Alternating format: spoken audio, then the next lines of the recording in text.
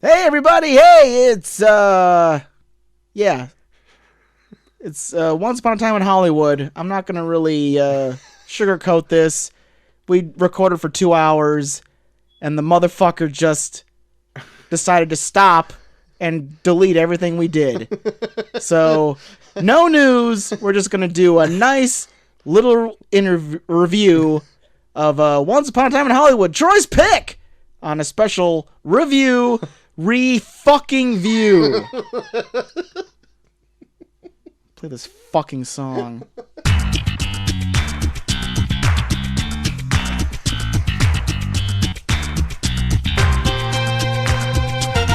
Hey, welcome once again to the review redo. Jesus fucking Christ. That, I guess, is a total bummer. And if I wasn't already kind of buzzed, I guess I would fucking hate it more than anything else. But we've done this for what, 300 episodes or more? This is probably, the fact that this is just happening now, it's probably a miracle. Yeah. Well, I remember it's happened to us before, like when we first we're starting out on this, and we're like, what the fuck happened? We lost all of it. And then we would redo the show like we never did it before. Yeah. Tell even like the same jokes. Oh, yeah. Because they fucking landed. Oh, yeah. But, like, back then, like, you didn't have responsibilities. Like, you weren't a father. That's true. So now I feel like a piece of shit. That we're doing a show starting at 10 p.m. Starting a show at 10 fucking o'clock. So, yeah, no news. For the Terminator movies, fucking Ark, Layers of the Lost Ark moved on, and it's gonna be fucking Alien 3 versus Bambi for our next one. So cast your votes. Cast your votes for that. No news.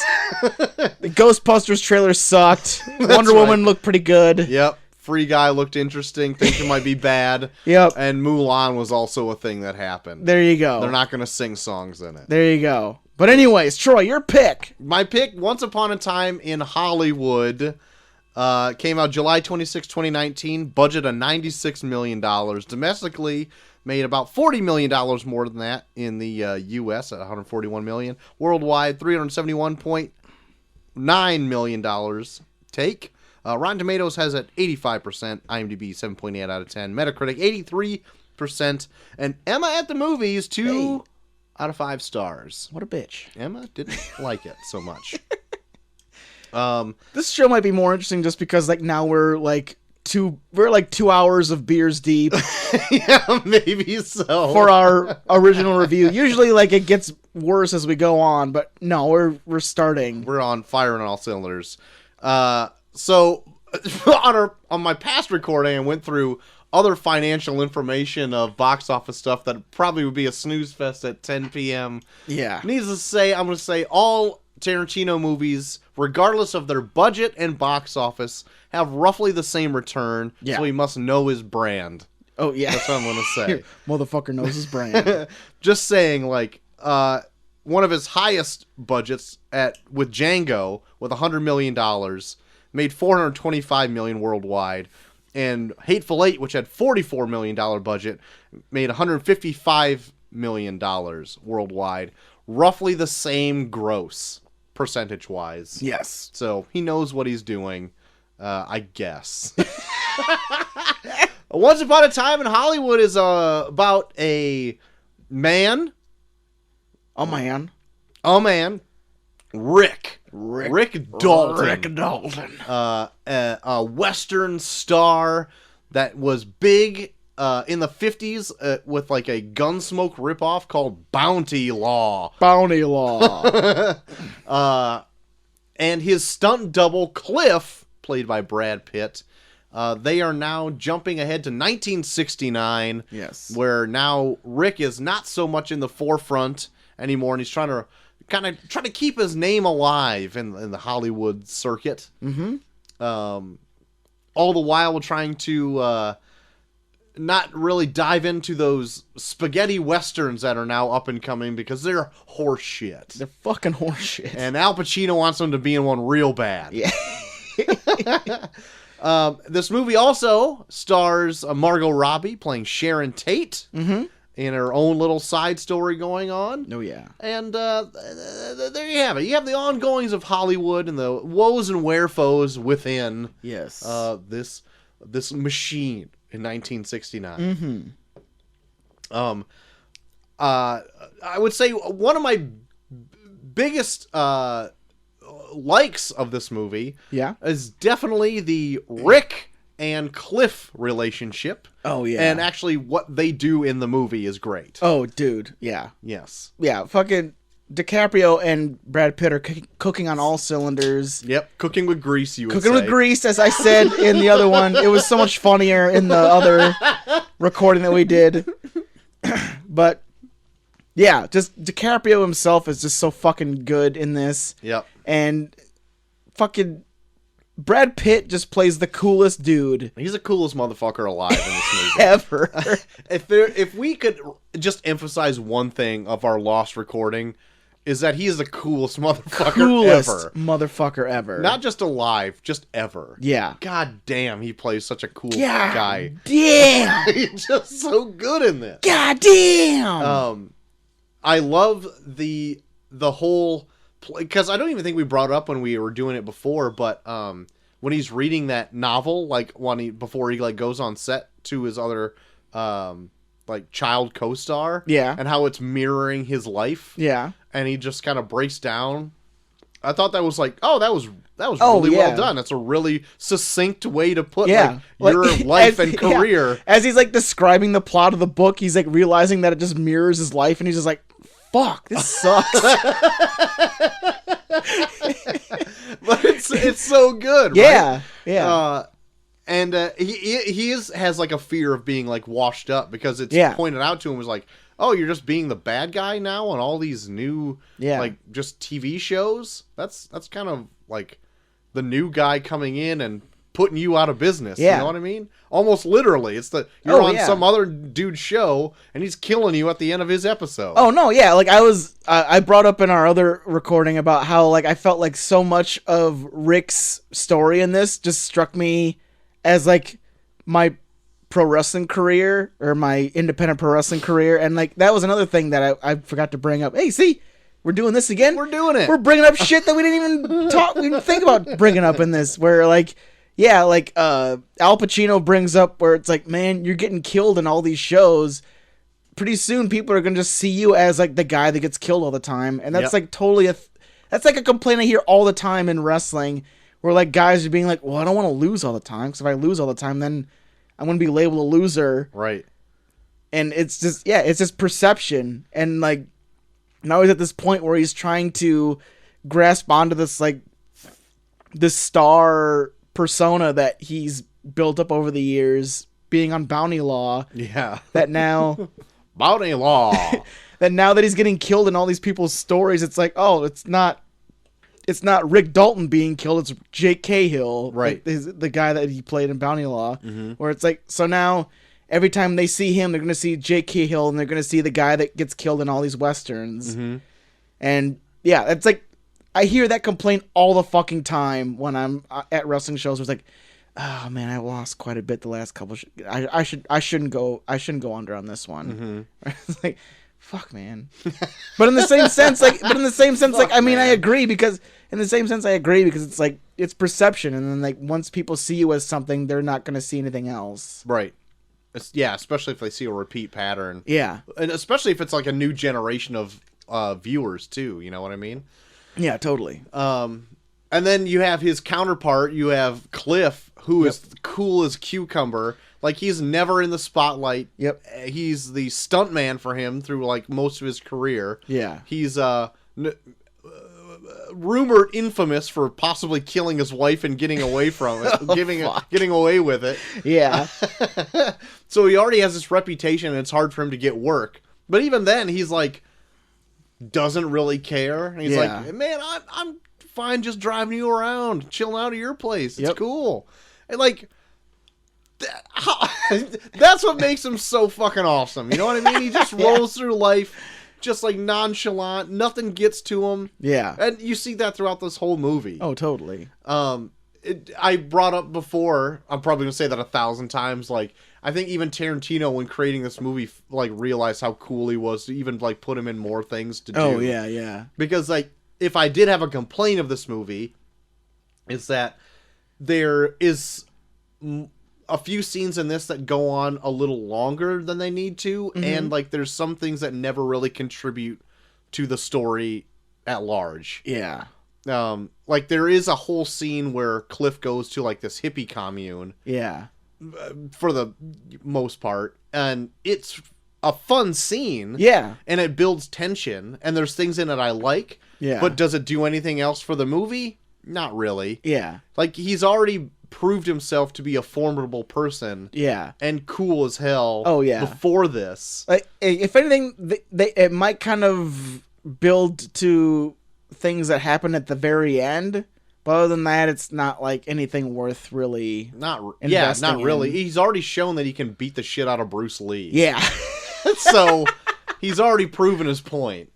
And then like the whole Sharon Tate storyline in this. Yeah, that's the one thing I had the biggest problem with. Same with me. Not that it was bad. It just Yeah. didn't make any difference whatsoever. Yeah, like I felt like Tarantino expected you to know who Sharon Tate was when you went into this.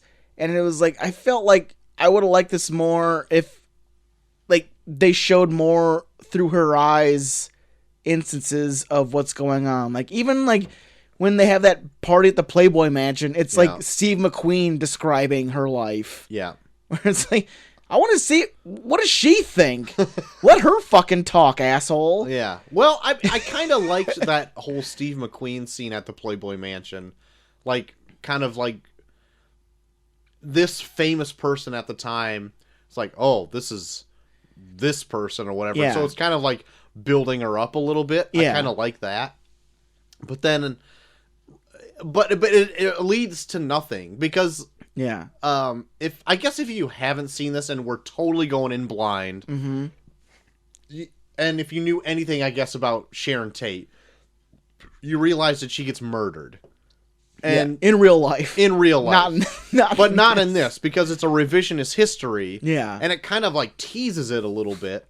Yeah. But in being that it does do a revisionist history, and she doesn't die at the end, and isn't even really involved in the end. Yeah. It's like, then why involve her at all? Yeah. It's I just guess. They just keep her around because you know she's the victim of like what's being teased at the end. Right. I mean, so to me, I guess if you wanted to include that hippie commune scene with Cliff, that would be enough for, I guess, to draw them out to find Cliff and Rick at the end of the movie. Yeah. As they're just kind of bumbling through their life, they actually made an enemy out there.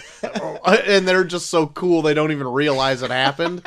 And then they have to, like, take care of business at the end. Yeah. That would work. Yeah. But they're after, like, Sharon Tate. Yeah. But, like, she's not even in it enough to even warrant, like, the threat to me and the movie. And I thought that it would be more interesting if they use Sharon Tate as kind of like the comparison to Rick Dalton, where she's the up-and-coming actress who's sitting in the movie theater watching her movie, focused more on what people think of her, and now you have Rick Dalton who's older, who's more worried about like his peers and what they think of him. Right. And like kind of doing that comparison back and forth. That would be more interesting, but it's like you don't know enough about Sharon Tate to where when she's watching her own movie and she's getting excited when people laugh and when they cheer, where it's like, okay, but I don't really know who she is. Yeah. Like, you know more about Rick and Cliff than you do her. Right. So when it's her scenes, it's like, okay, so she's having fun watching her movie. Outside of that, all I've seen her do is dance. Yeah, that's true. And then, oh shoot, I was going to tag on something to that, what you just said. Oh, no! Fuck. Chalk it up to being 3 beers and an eggnog in. Fuck. Oh, yeah, we had some eggnog tonight. I had very little eggnog that took me a very long time to drink. It's delicious. It's something else. Anyway, I don't remember. Anyways. I did like that Tarantino got his freaking film geek shit in with Pacino talking about how he would watch these Dalton movies on a certain millimeter of film every time he brought one up. But man, I love watching fucking Pacino's whole fucking routine of just like, so me and the wife, we sat down and we watched whatever. Yeah. And then when she went to bed, but then I stayed up and I cut myself a couple cigars, had myself a old fashioned watching the 14 Fists of McCluskey or whatever. Like, oh. I want to be that old man when I grow up. Yeah. Just sitting in my personal theater waiting for the missus to go to bed so I can watch a fucking Nazi movie. Yeah. So you bumble around. I think I'm going to stay up tonight, hon. Why don't you stay up? Yeah, I got this movie I want to watch real quick. Why don't you go ahead and go to bed? I'll meet you up there real quick. What I was going to bring up is the Sharon Tate watching her own movies. Like, so she does go in and watch an actual movie with Sharon Tate in it, and it's actually Sharon Tate. Yeah. And so it's weird that happens, and then you're watching Rick Dalton movies, except he's cut into classic movies. Like, they actually take Leo DiCaprio and cut him in. Because they talk about like how Rick Dalton was supposed to be in The Great Escape. Right. And then they show him doing Steve McQueen's scenes from The Great Escape with him superimposed in The Great Escape. Right. And I'm like, why? Why is one not like the other type of deal? Yeah. So, like, that's another reason it's like, oh, it's like, well, why'd you make that choice, I guess? But, I don't know. So, like, that's, like, my big juxtaposition. I like the two dudes in this. Yeah. And it's not like I dislike the Sharon Tate story. It's just like it didn't feel like it connected to what other narrative I wanted her to have as much substance as Cliff and Rick. Yeah, and you didn't get it. Yeah, because they build them up as like this is the story of these three. Mm-hmm. And then as it goes on, you realize that like the two guys are getting way more backstory and substance than Sharon Tate, where it's like it felt like Tarantino expected you to know Sharon Tate's history going into this, where it's like, oh, yeah, I'm just as invested in her as these other two because she's the real person. Yeah. And I'm supposed to know who she is. Yeah. But for the average film goer, it should be like, I want this movie to make me care about her. Yeah. Like I do these other two guys.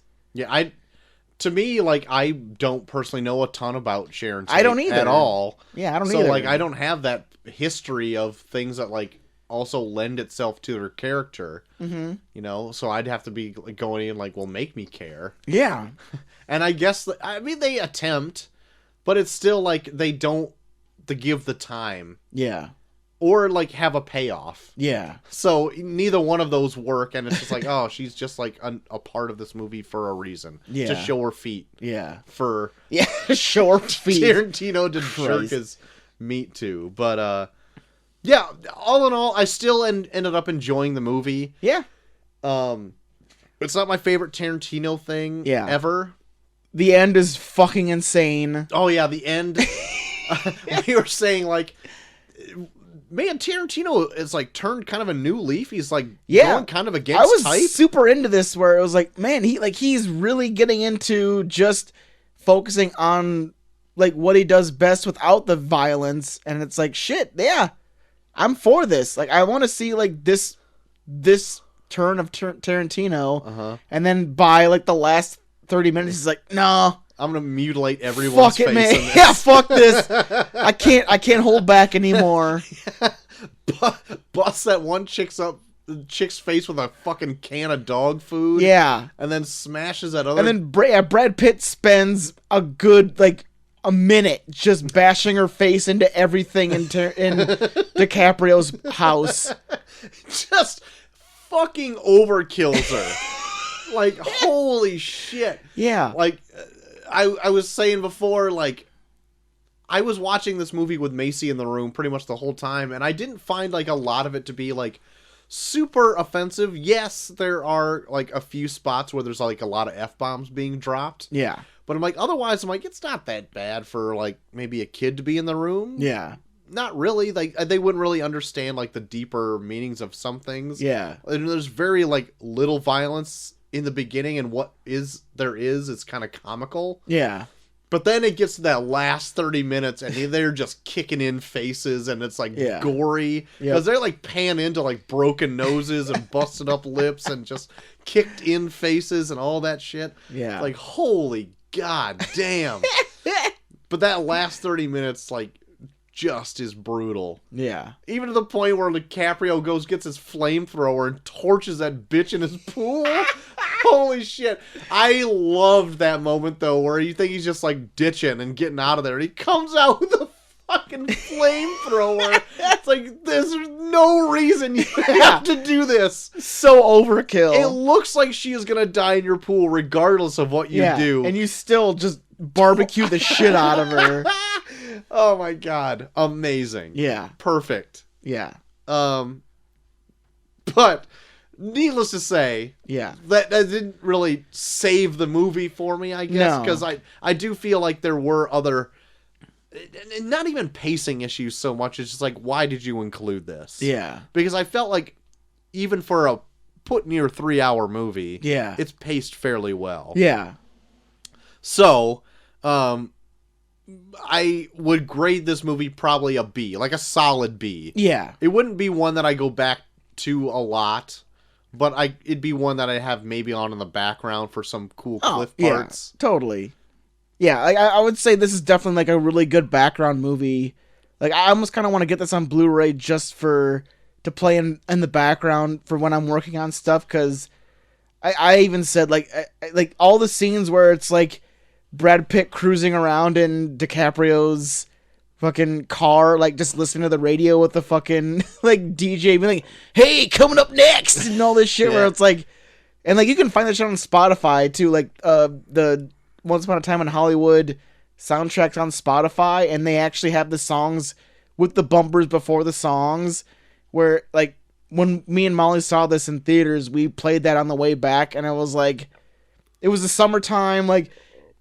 The DJ's like, oh, it's a cool 84 degrees out. And I'm like, got the window wide open, got my arm out, like holding the fucking steering wheel and like listening to fucking 60s music. I'm like, oh, yeah, makes me feel real good. Yeah. And like watching like Brad Pitt and shit do like shit like that. And like, it's a movie where it's like, it's a really good background movie. Yep. So, like, for that, I'll give it, like a decent B, like you did. Like, maybe, like, a lower class B, just because I wish there was more Sharon Tate stuff, and, like, the ending is so fucking out there, where I was like, man, if you just would have, like, stayed your ground and, like, made it, like, a fucking, like, slice of life, like, a day in the life of these three people, I'd be way for it, but, like, that ending was just, like, you being, like... fuck it, kill everybody. And I was like, burn it all down. Oh, shit, or whatever. Yeah. But yeah, so I'll give it like a middle of the road, but like maybe a lower B. Okay. Yep. Sounds good. Yeah. So there you go. Once Upon a Time in Hollywood. It's too bad most of the show was lost. All the show was pretty much lost, but there you go. That's pretty much the gist of everything that we said. Pretty much. Were you into anything else this week, JT? Well, I saw Stuber. Yep. And I fucking hate comedies nowadays. That's too bad. God. Because they just try way too hard to be funny. Yeah. And I can't stand it. You can't anymore. I get it. I'm going to move this closer to my face just a little bit. There you go. Do it. And me and Molly we're almost through The Crown, season 3 of The Crown. Oh, yeah? Where they have like a completely new cast because they're oldening them up. Yep. Oldening. Pretty much. The oldening. Yeah. But it's interesting. Okay. I think I like the guy that plays Philip more in this season. Okay. Like he's been in other stuff. Like I think he's more of a British actor, but like I don't know, he's really good because like he's playing like more of like a mature Philip, but he still acts like a little kid. Okay. Like, have you watched more of The Crown from like the first season? Well, I saw the second season, but I... Okay, yeah. Well, it's on the third one now. And like, I always thought like Philip was like kind of like a overgrown kid in like how he acted. Mm-hmm. And like, I don't know, like he still does that in this, where like he seems more refined, but there's still things every once in a while where it's like, oh, that's fucking cool. Like there's like a episode in this when when they have the moon landing, and everyone's kind of like, that's kind of nice, and Philip's like, shut up, and he's just like watching the TV, and he's like all like, he's like a little kid, like fucking like, oh, look, oh my god, look what they're doing, they're on the moon, oh my god, this is so awesome right now, and like just like being like super over enthusiastic about the moon landing, and then he finally like meets them, and they're just like, hey, so like, do you own like 4 houses? And he's like, oh no, I want to talk to you about like science and stuff. Oh, we don't know shit about science. We literally were just shot up in a thing that a bunch of scientists made. Yeah, we were shot up in an explosive and we didn't die. Yeah, so, yeah, that's our only major feat. Yeah, that's our only major feat. We did not make anything that was like, we were pretty much told what to do and we did it. And but like he like brought them over to the fucking palace, being like, so what did you do for this? And they're like, oh, well, we just followed orders. And they're more all about like, hey, so like, how many dogs do you have? Or and then, like, just like asking a bunch of dumb shit where he's like, oh, I just realized that these people that I idolized are just people.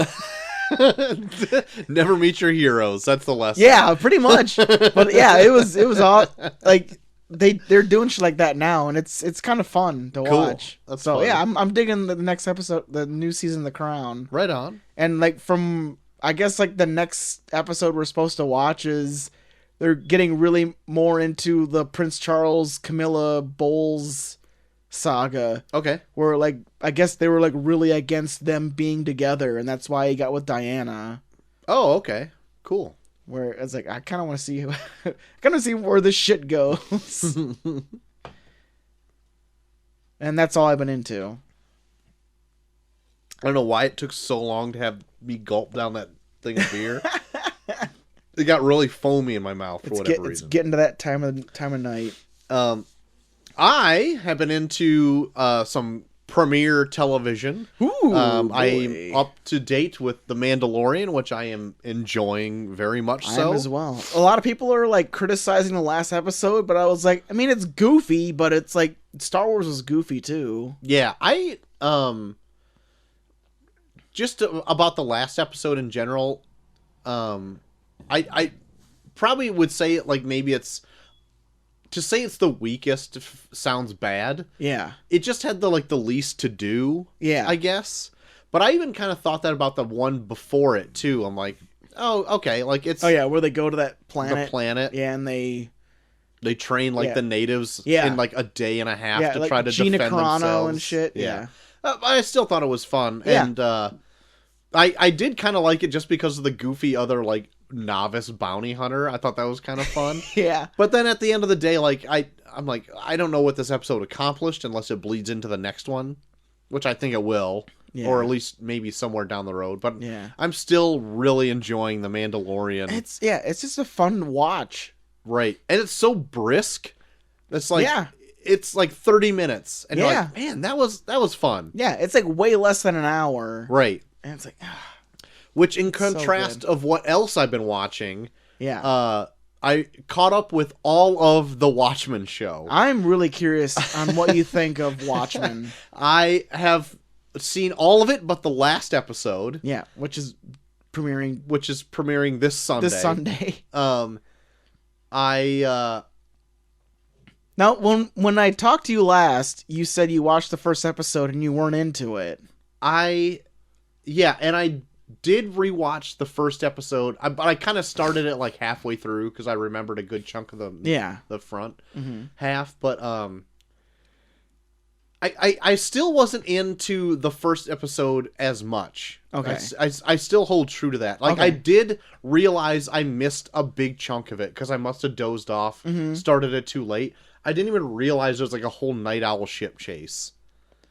And I was I missed that whole thing. And I'm like, holy fuck. Like, that's way more interesting. So like me missing out on that. I totally forgot about the night owl ship. Shit. Yeah. I forgot about it. And so I was like, oh, holy cow. The one thing I would say is that it doesn't feel necessarily like a Watchmen show up until like maybe episode 7. Really? I know they make references to Rorschach and they keep going back to Ozymandias and all this kind of stuff.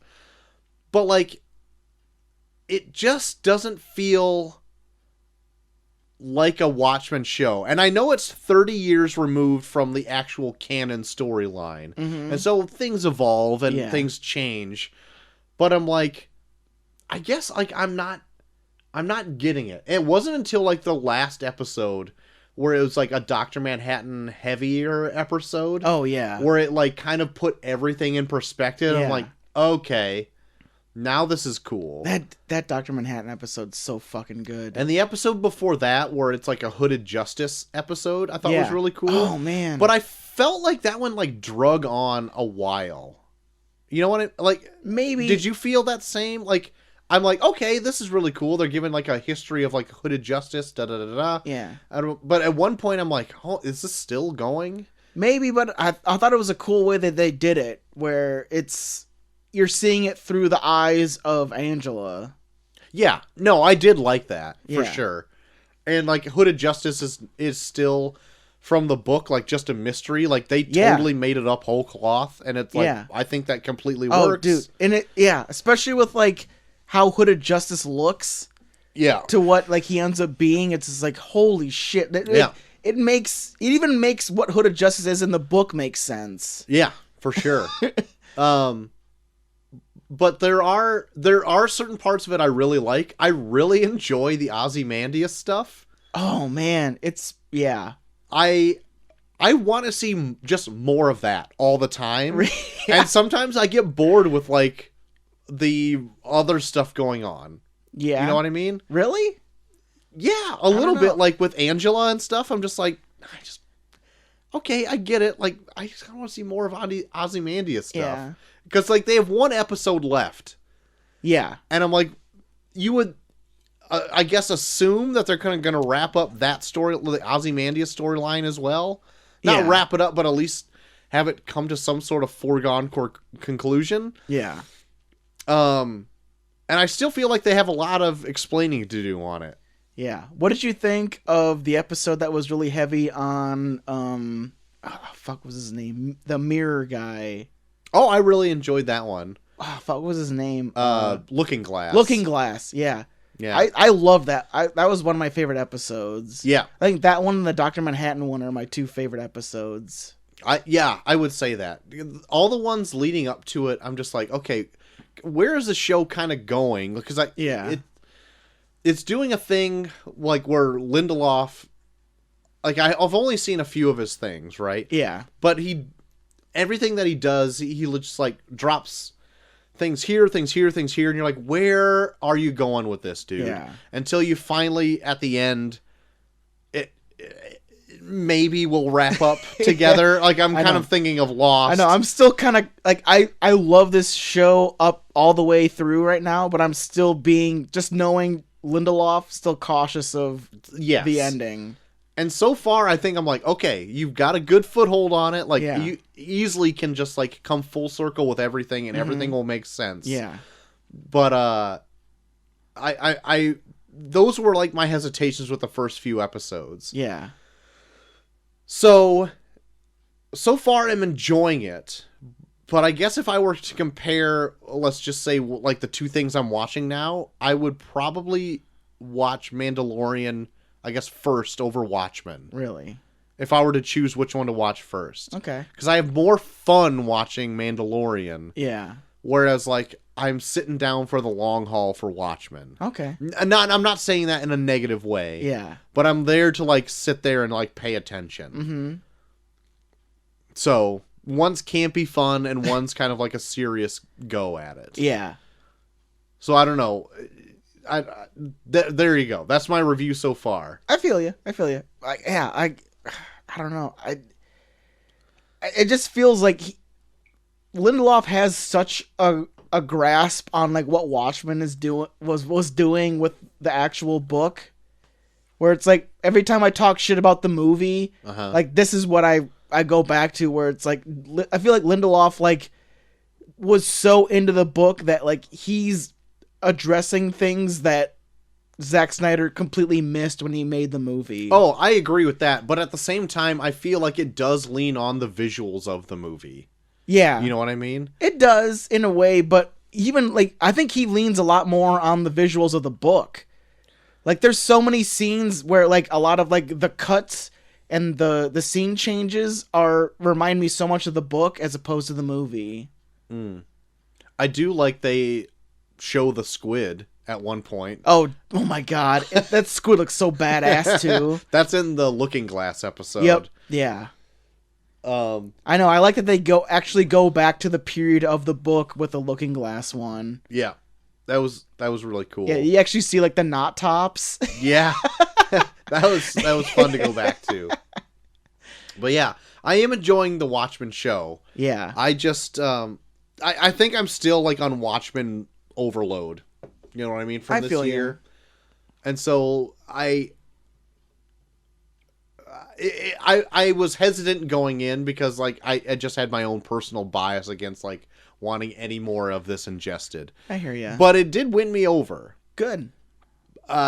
I just want to see where it sticks the landing to like finally put like a foothold in where I really sit with the show. Yeah. But so far I'm just like, okay, like I really kind of want to see what this Millennium Clock is all about. I want to see this Ozymandias thing wrapped up, to see what's going on with him. Like I already have a good idea of like kind of where it's going. Yeah. What I really like is that so he's the smartest man in the world, like quote the smartest man in the world, right? Yeah.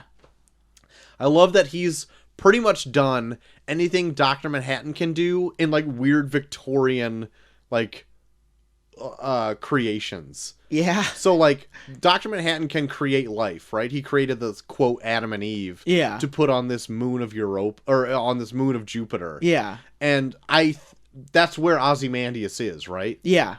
And so like he's also been able to create life by cloning these people with like fucking Victorian era inventions. Yeah. And he's doing it like in this weird eccentric castle. Yeah. And he figured out how to do it and how to almost get out of there. But that's what I love about it is like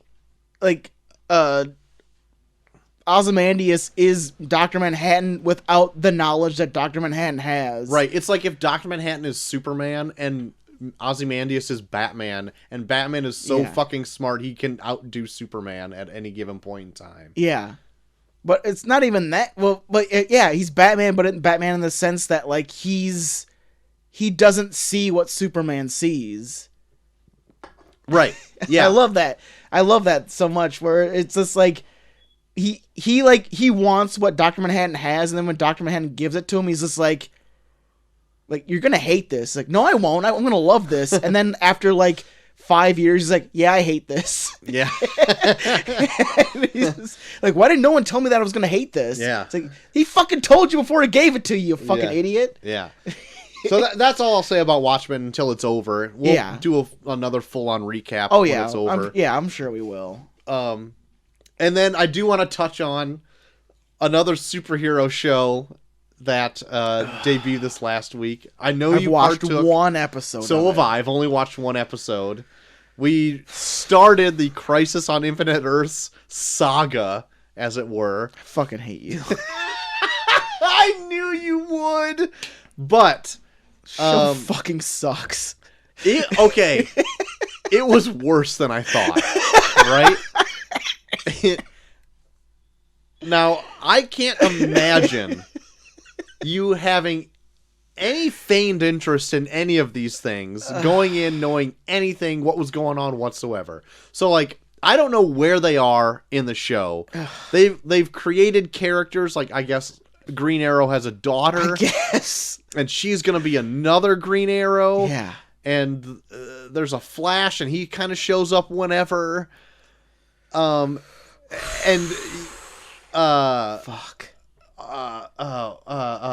Harbinger is the woman that keeps appearing and reappearing to gathering all these heroes up. Yeah, is that Harbinger? Is that the fucking... I think that's her name. Jesus Christ. She was like Diggle's wife, who's... I don't know where Diggle is. You probably don't even know who I'm talking about.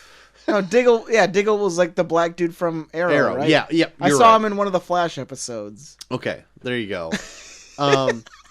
They're all... They're... All I know is season 1 of Flash. Okay, well, you're there. You're there. So, it was a bit of a rough go. It was way... Oof.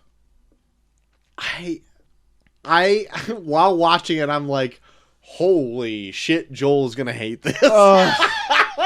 But I'm hoping it does, like, get a little better from here on out. Maybe. So the other episodes are also already available right now because they've already premiered on the CW app. Fuck. And then the last 2 episodes don't come out until January. Ugh. So if we can get through these next 3, have a little break, maybe chat about it on the show, and then do the last 2 and just have our overall thoughts. Yeah. I would love your overall thoughts on this crossover. I'll give you this. I will give you this. Thank you. Because we're friends. We are friends for now. Happy fucking birthday. Yes, thank you. Yes, it is my birthday the day this drops. Yeah. So thank you. Thank you so much. Yeah. So that's it. That's all I've been into. That's it. This is the one part of the show that we already didn't record. So I felt like we went into more depth than we needed to on anything else. So yeah. So to make up for this, I'm gonna release what we're gonna record next on the same day, and then I'm gonna do for Monday to build you up for our next Thursday show. I'm gonna do a super cut of all of our Fast and Furious reviews. Oh, right on. Sounds just good. To make up for it. Sounds great. Sounds good.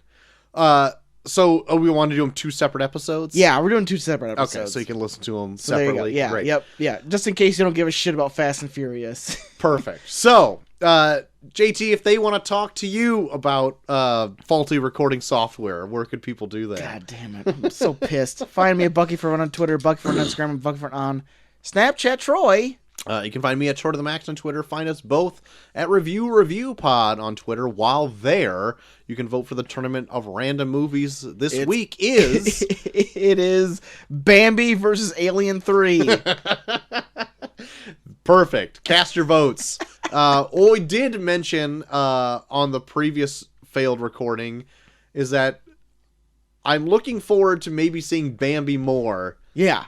But Trolls, wait for the next batch. Oh yeah, that's the what next one JT is gonna says. have. The next one's gonna have the one you're waiting for. It's such a fucking shitty movie. It sucks so bad. Okay, so we'll leave it at that. Yeah. You can find all of our episodes uploaded onto reviewpod.podbean.com. That is our hosting site.